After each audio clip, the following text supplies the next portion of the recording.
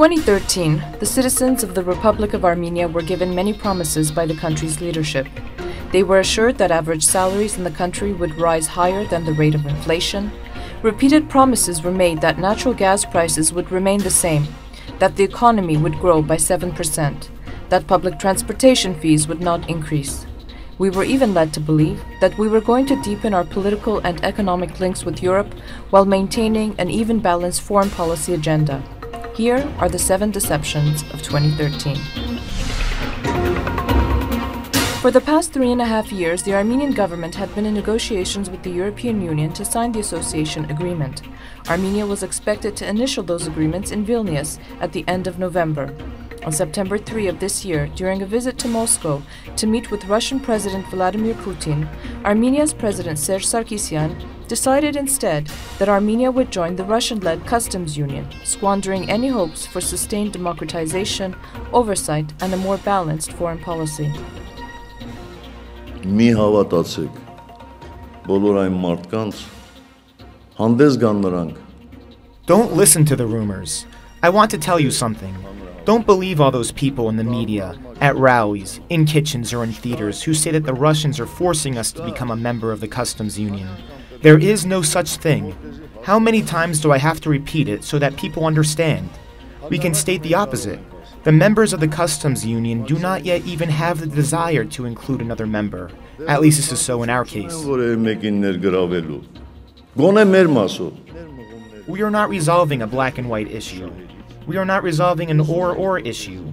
We are honest in our intentions, and our intentions spring forth from the interests of our people. We want our country to develop, and in that process utilize the support being shown by the customs union and the Eurasian Union and the European Union. We are honest in our conduct. In our activities, we are not promising any one side that we are running to come and join you tomorrow, and then go running to the other side saying that no, we will join you instead. In politics, people like that have a very short life. Այդպիսի մարդիկ քաղաքականության մեջ շատ կարճ կյանք են ունեցել. I affirmed the Armenian people's wish to join the customs union and participate in the formation of the Eurasian Economic Union.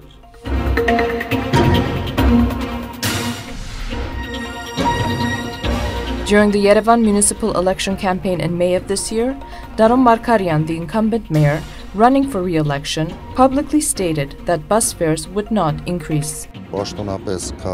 Yerevan City Hall has officially stated that bus fares will not increase and our citizens should not worry themselves about it.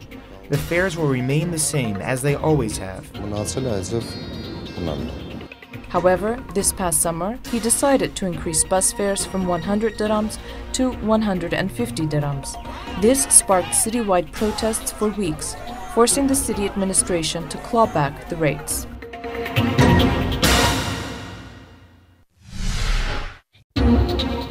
President Serge Sarkisyan formed a new government with Tikran Sarkisyan as prime minister following parliamentary elections in Armenia in 2012. Here is what the president had to say about his expectations and the government's responsibilities. The government is there to be able to develop our economy. The government is there to be able to move our country forward. I formed the government only a few months ago, after the parliamentary elections.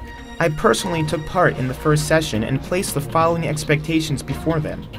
I said that this government must secure for the Republic of Armenia a minimum of 7% economic growth. That government of the Republic of Armenia that in 2013, 2014, 2015, 2017 cannot secure 7% economic growth, that government should resign. The activities of this government will be evaluated solely by the results, very decisive results. Last year, the government was told to secure a minimum 7% growth in the economy. That was achieved. This year, the government has received the same challenge. In the first 9 months of 2013, the Armenian government was able to register only 2.6% economic growth. That government has not been removed.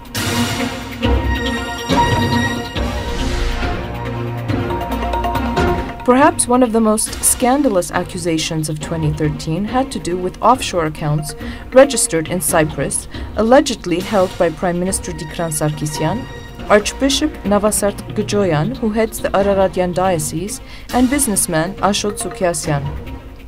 Large amounts of cash from bank loans were purportedly funneled to Wilsperia Holdings account. While the country was buzzing with unanswered questions, the country's prime minister vehemently denied all accusations, stating that those accounts were created without his knowledge. However, the Attorney General of Cyprus, Petros Kleridis, while in Armenia attending a meeting of chief prosecutors, said that it was not possible to register a company in the name of an individual who is unaware of its existence. It all remains a mystery. The Armenian and Iranian governments agreed to build a major hydroelectric power plant on the banks of the Araks River in Meghri about a decade ago. The 130-megawatt facility, estimated to cost about $350 million, will strengthen Armenia-Iran ties and bolster Armenia's energy security. The project was repeatedly postponed. However, in 2012 November, President Serge Sarkisyan and Minister of Energy and Natural Resources Armen Movsisyan took part in a groundbreaking ceremony along with the Iranian delegation to mark the beginning of construction for the Meghri power plant. 1 month later, in December 2012, Minister Movsisyan said that the plans for the construction of the plant were in the final stages and that construction would in fact begin in 2013. However, exactly 1 year later, on December 12, 2013, during a press conference, Minister Armen Movsisyan admitted that the final plans of the construction were not ready. He expressed hope that it will be finalized in 2014. Construction obviously did not begin in 2013.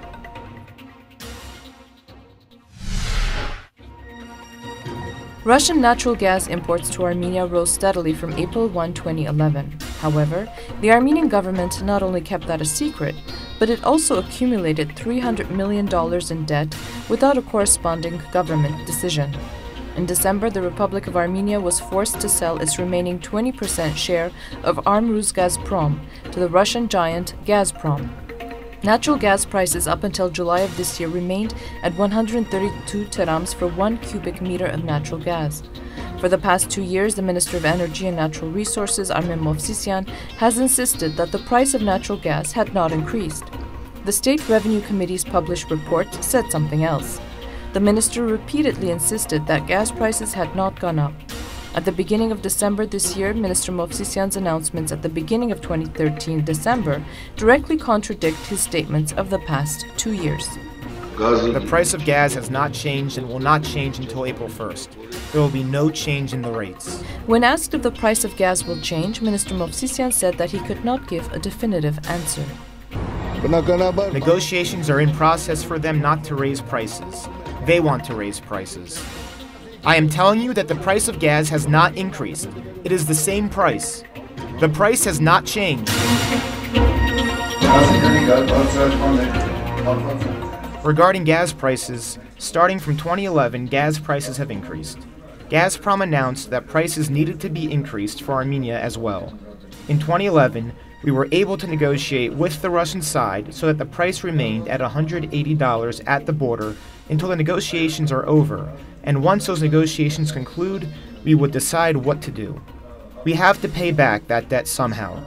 That debt was accumulated not because of inefficient government by Armrus-Gazprom, but because the Armenian government tried to mitigate the financial burden of gas prices for the Armenian people. How? How much? From whose pocket? It's clear that the government will decide, and it will come from the government's pocket. The Armenian president, for his part, spoke about the ongoing discussions in the country about natural gas prices at a press conference in March 2013. He made no mention about the country amassing a $300 million debt to Russia because of natural gas imports. Today, the Republic of Armenia is importing natural gas from Russia 2 times cheaper than the Ukraine and Moldova. Thousands of fictitious stories, gossip about it getting more expensive. Yes, it can get more expensive. It can also not get more expensive. On December 23, the ruling majority in the country's parliament ratified the agreement with the Russian side regarding the sale of Armenia's Gazprom, effectively placing a stranglehold on all successive governments till 2043. According to the gas deal, Russian giant Gazprom will regulate natural gas prices supplied to Armenia for the next 30 years.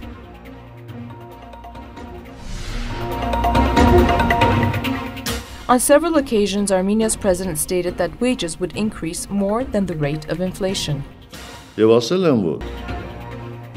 And I have said that the growth in salaries must be higher than the rates of inflation.